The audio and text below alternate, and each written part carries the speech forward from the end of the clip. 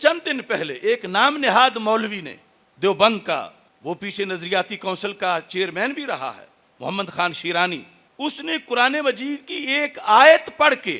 Israel को तस्लीम करने का दावा किया है। उस पर इसराइल के अंदर जश्न मनाया गया है। रब्वा टाइम कादियानियों ने उसको एप्रिशिएट किया है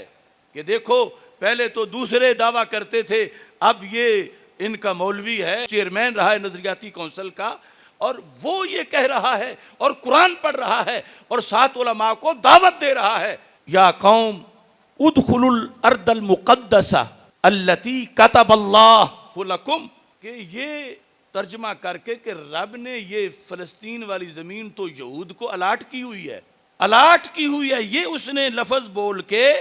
तो कहा कि तकलीफ क्या है, जो रब ने अलाट की हुई थी उनको तो वो उन्होंने ली है, तो वो तो नाजायज कब्जा है ही नहीं, उसे मान लेना चाहिए।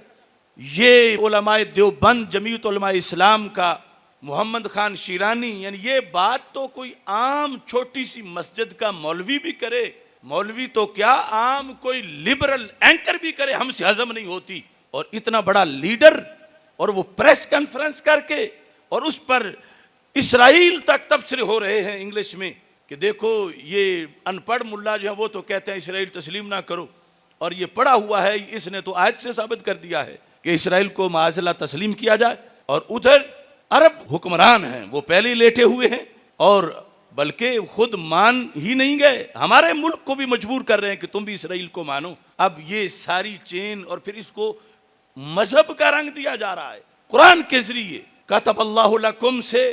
इस्तिदलाल किया जा रहा है। आपको याद है कि हमने जब तहरीक सिरात मुस्तकीम, इदारा सिरात मुस्तकीम बनाया था, उसके मंशूर में ये बताया था कि जब भी कोई बीमारी आएगी तो उसी वक्त हम उस पर स्प्रे करके जरासीम उसके खत्म करेंगे। वह गाजी मुमताज हुसैन कादरी साहब वाला मसला जो था, किसी की ऊंची सांस उस वक्त सुनाई नहीं देती थी जब हम लाहौर से कारवां लेकर गाजी के घर तक गए थे। किसी को जुमे पर बोलने के लिए अभी लफ्ज नहीं आ रहे थे कि गाजी के बारे में गाजी बोलना जायज है या नाजायज है, इसे दहशतगर्द और कातिल कहें या इस्लाम का हीरो कहें। बड़े बड़े मुफ्तियों ने फोन ही बंद किए हुए थे। ये खुदा का खास फजल है कि बंदा नाचीज ने उसी वक्त 9 जनवरी को 4 का ये वाकया था, तो आप में से बहुत से लोग